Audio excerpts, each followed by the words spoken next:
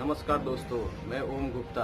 ये अगला बहुत ही इम्पोर्टेंट वीडियो में बहुत ही ज़बरदस्त सब्जेक्ट के साथ में लेके आया हूँ। अभी जो साइबर क्राइम्स के वाक़ये बढ़ रहे हैं, आपके काफ़ी डेली न्यूज़पेपर्स में आप पढ़ते होंगे कि आज आपके अकाउंट से ओटीपी लेके फलाने आदमी का इतना हज़ारों रुपये उठा लिया, इतने लाखों रुपये उठा लिए।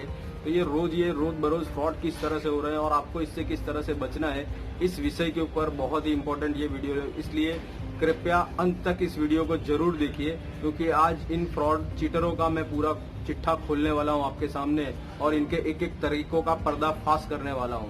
अभी आने वाले 4 सालों के अंदर ये 18.6 लाख करोड़ का मार्केट होने वाला है और दिन ब दिन जिस तरह से इंटरनेट बढ़ रहा है, ये फ्रॉड के भी बढ़ने वाले हैं। तो अगर इस वीडियो के जरिए से आप अपना कोई भी मेहनत किया हुआ पैसा बचा सकते हैं और इसे अपने परिवारजनों और दोस्तों के साथ शेयर करके उनको भी इस चीज से अवगत करा सकते हैं। तो बिना वक्त गवाए आपके सामने उन चीजों पे इस वीडियो को मैंने 3 हिस्सों के अंदर बांटा हुआ है। सबसे पहला विषय कि ये किस तरह से ये फ्रॉड किया जाता है।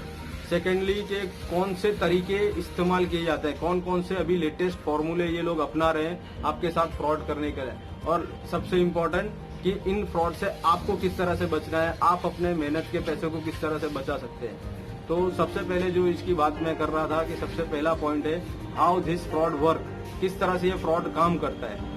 देखिए, ये जो फ्रॉड बैठे हुए हैं, ये कहीं सिटी के अंदर नहीं बैठे हुए, ये गांव के अंदर बैठे हुए हैं और ये लेटेस्ट टेक्नोलॉजी का इस्तेमाल करते हैं, वीपीएन टेक्नोलॉजी का इस्तेमाल करते हैं, जिससे साइबर क्राइम पुलिस भी इनको पकड़ नहीं पाती है। और सेकेंडली ये पूरा डेटा मार्केट से परचेस करते हैं। अभी जो भी आप परचेस करते हैं, ऑनलाइन ट्रांजैक्शन करते हैं, आपका बैंक अकाउंट, आपका मोबाइल नंबर, आपका एड्रेस, आपका डेबिट कार्ड नंबर, आपका क्रेडिट कार्ड नंबर तक मार्केट में ऊंचे भाव में डेटा सेलर सेल कर रहे हैं, जिसके ऊपर कोई भी गवर्नमेंट का कंट्रोल नहीं है, कोई भी पुलिस का कंट्रोल नहीं है। वो मार्केट में ओपनली बिक रहा है अपने रेट के हिसाब से। और ये साइबर फ्रॉड जो होता है, डेटा कैप्चरिंग चोरी का होता है, ये क्रॉलिंग डेटा ये फॉरेन में, विदेश में बैठे हुए हैकर्स करते हैं और उसको इंडिया में और इंडिया के अलग अलग देशों में ये पूरी एक चैनल को बेचा जाता है। तो इसलिए सबसे पहली चीज तो यहीं पे आपको ध्यान रखना है कि आपका जो भी बैंक अकाउंट का डिटेल है, एड्रेस है, वो आप हर जगह पे शेयर मत कीजिए। छोटे छोटे कैशबैक के लालच में अलग अलग वॉलेट्स के अंदर अपना अकाउंट रजिस्टर कराते हैं, आप अलग अलग जगह पे अपना डिटेल सबमिट करते हैं ऑफर के लिए, गिफ्ट के लिए, लकी ड्रॉ के लिए। तो ये सारा डेटा आपका मार्केट में सेल हो रहा है। इसलिए इससे किस तरह से बचा जाए, ये मैं एकदम लास्ट में इस चीज को बताऊंगा, तो इस चीज को ध्यान रखिए।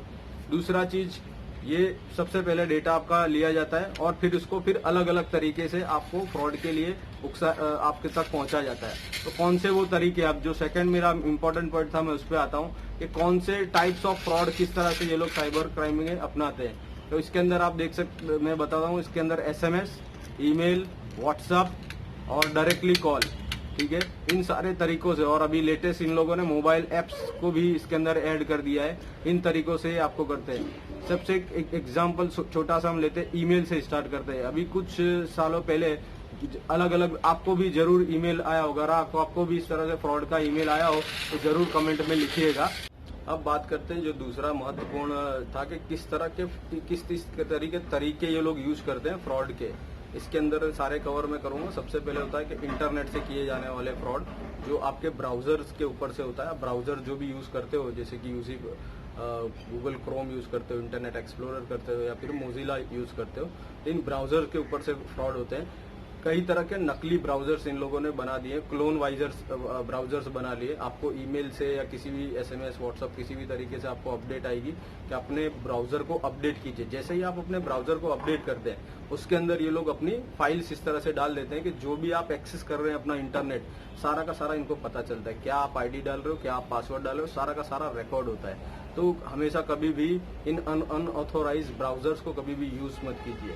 सेकेंडली, जो आपको SMS आते हैं, SMS के अंदर अब ये लोग लिंक्स डाल देते हैं।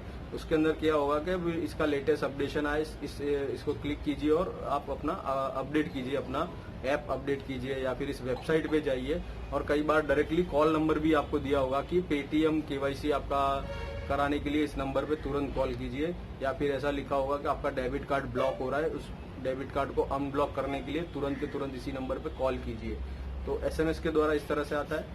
थर्डली ये लोग यूज कर रहे हैं व्हाट्सएप पे इसी तरह से एसएमएस वाली लिंक्स और आपको ऐप डाउनलोड के लिए आ सकता है। और सबसे ज्यादा जो तरीका ये लोग अभी यूज कर रहे हैं that is directly call to customers. तो ये डायरेक्टली आपको कॉल करेंगे।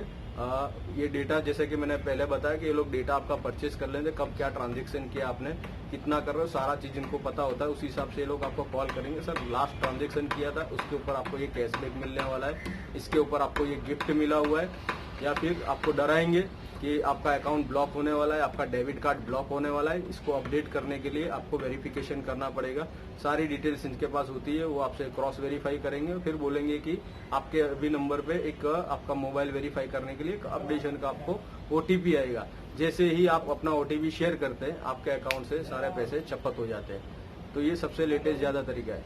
अब जो सबसे इम्पोर्टेंट बात मैं आपको बता रहा था कि इसके अंदर आपको इन सब चीजों से बचना कैसे है, ठीक है। तो उसके लिए कभी भी इन अनऑथोराइज लिंक्स पे आप क्लिक मत कीजिए। जो सिक्योर ब्राउजर है उसी को हमेशा यूज कीजिए, ठीक है। और हमेशा ही जो प्ले स्टोर में जो ऐप अवेलेबल है वहीं से आप अपडेट कीजिए। डायरेक्टली इस तरह से कोई लिंक को डाउनलोड करके या एपीके डायरेक्ट एपीके फाइल्स होती है वो इसकी मोबाइल ऐप की, उसको आप डाउनलोड मत कीजिए। और एक चीज को क्लियर मैं आपको बताता हूँ, कभी भी ये कंपनियां आपको डायरेक्टली कॉल नहीं करती हैं। आपको कोई भी इश्यू है, आपको कोई भी प्रॉब्लम, तो आपको इनको कांटेक्ट करना पड़ेगी, ना कि ये पेटीएम का कोई कॉल सेंटर आपको डायरेक्टली फोन करने वाला नहीं है, आपको गूगल पे का कोई कॉल सेंटर फोन करने वाला नहीं है। इनकी ऐप और वेबसाइट पे इनका कस्टमर केयर नंबर दिया होता है, वहीं पे आपको खुद अपनी जो भी प्रॉब्लम है वहाँ पे शेयर करना। और वहाँ पे भी आपको कभी भी वो लोग मोबाइल नंबर आपका बोलेंगे या फिर आपका एड्रेस वगैरह बोलेंगे, लेकिन कभी भी आपका ओटीपी आपसे कभी भी नहीं मांगेंगे। कोई भी बंदा अगर आपसे ओटीपी मांगता है तुरंत आपकी बत्ती जलनी चाहिए कि यहाँ पे कुछ गड़बड़ है, कुछ तो गड़बड़ है, दया वाला कुछ तो गड़बड़ है। तो वहां पे आपको ध्यान रखना है, कभी भी ओटीपी कोई भी कस्टमर केयर कंपनी मांग नहीं सकती। वेरिफिकेशन के अलग अलग तरीके होते हैं, वो जब आप खुद यूज करते हैं उससे ओटीपी आएगा, ना कस्टमर केयर ऑफिसर कभी आपको ओटीपी नहीं पूछेगा। तो इस चीज को हमेशा एक एज ए अलर्ट रखिए कि ओटीपी कोई मांग रहा है, बैंक का डिटेल कोई मांग रहा है, डेबिट या क्रेडिट कार्ड के ऊपर पीछे दिया हुआ कोई सीवीवी नंबर मांग रहा है, तो वहाँ पे आपकी बत्ती जलनी चाहिए कि यहाँ पे कुछ फ्रॉड है, यहाँ कुछ गड़बड़ है, ठीक है। और कभी भी देखिए कोई लालच में मत आइए कि या फिर डरिए मत कि आपका अकाउंट क्लोज हो जाएगा, बंद हो जाएगा। आपका अकाउंट बंद हो रहा है, आप सीधा बैंक में जाइए और ऑफिसर से बात कीजिए ना। वो फोन पे कोई अकाउंट आपका ब्लॉक नहीं कर सकता, किसी की हिम्मत नहीं है कि आपका अकाउंट ब्लॉक कर दे।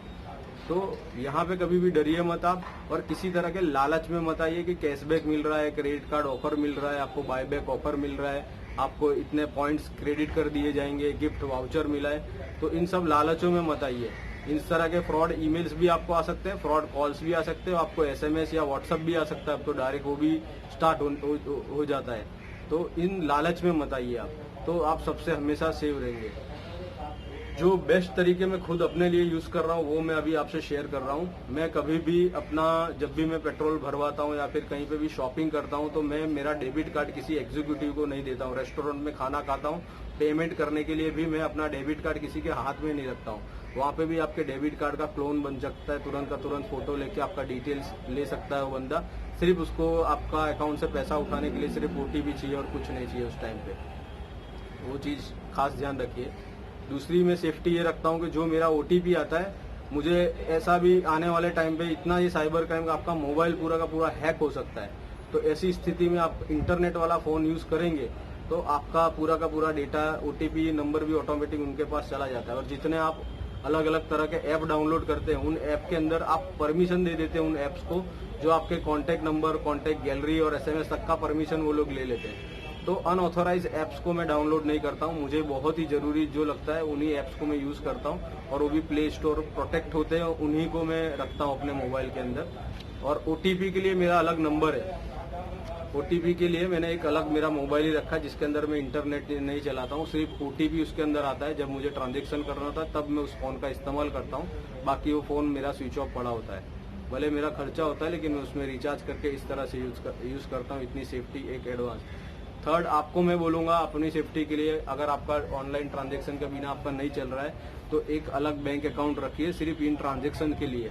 और जितने भी यूपीआई में यूज कर रहे हो आप, गूगल पे यूज कर रहे हो, पेटीएम, जितने मर्जी चाहे यूज करो, उस अकाउंट को यूज कीजिए, क्योंकि उस अकाउंट में आप लिमिटेड पैसा रखोगे वॉलेट की तरह। जितना आपको बिल्स भरने के लिए या फिर रोजिंदा चीज खरीदने के लिए चाहिए उतना ही पैसा रखो, उससे ज्यादा मत रखो। आप एक अलग अपना सेविंग्स अकाउंट रखो जहाँ पे आपका पूरा हार्ड अर्न मनी वहाँ पे जमा रहे और कोई उसको फ्रॉड ना कर सके। वहाँ पे आप चाहे तो इंटरनेट बैंकिंग और डेबिट कार्ड भी मत यूज कीजिए, उसको सेपरेट ही रखिए, only for the big transaction. और स्मॉल ट्रांजेक्शन के लिए मैंने जैसे बताया अलग अकाउंट रखिए, जहाँ पे अलग बैंक अकाउंट डिटेल, आपका एड्रेस, सब कुछ अलग रखिए, तो कभी भी फ्रॉड आप तक पहुंच ना सके। इतना से एडवांस सेफ्टी का ये टिप्स है मेरा, जो मैं खुद अपने लिए यूज कर रहा हूँ। आपको ठीक लगता है तो आप अपने लिए भी यूज कर सकते हैं।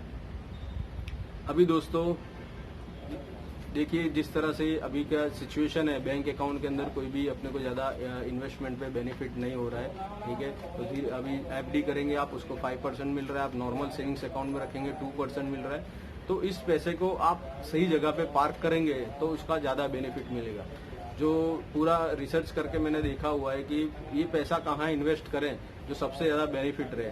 तो अगला मेरा जो वीडियो आने वाला है इसके ऊपर आने वाला है कि अपने हार्ड अर्न मनी को आपने सेव कर दिया, ठीक है, पर सेव करने से भी वो बढ़ेगा नहीं। उस पैसे को आपको बढ़ाने के लिए क्या करना चाहिए वो मैं अपने अगले वीडियो में कवर करने वाला हूँ। इसलिए मेरे इस चैनल को जरूर सब्सक्राइब कर लीजिए और जो भी मैंने टिप्स दिया इसे अपने फैमिली फ्रेंड्स के साथ में शेयर कीजिए कि ये इस तरह से सेफ्टी अपने को अपनाना, अपने हार्ड अर्न पैसे को बचाने के लिए, ठीक है। और जैसा मैंने बताया कि अगला वीडियो बहुत इंपॉर्टेंट आने वाला है, तो सब्सक्राइब करके रखिए जिससे तुरंत के तुरंत आपको नोटिफिकेशन मिले, जिसके अंदर मैं आइडियाज देने वाला हूं कि आप अपने हार्ड अर्न मनी को कहाँ इन्वेस्ट करें जिससे आपको मैक्सिमम रिटर्न मिले, ठीक है।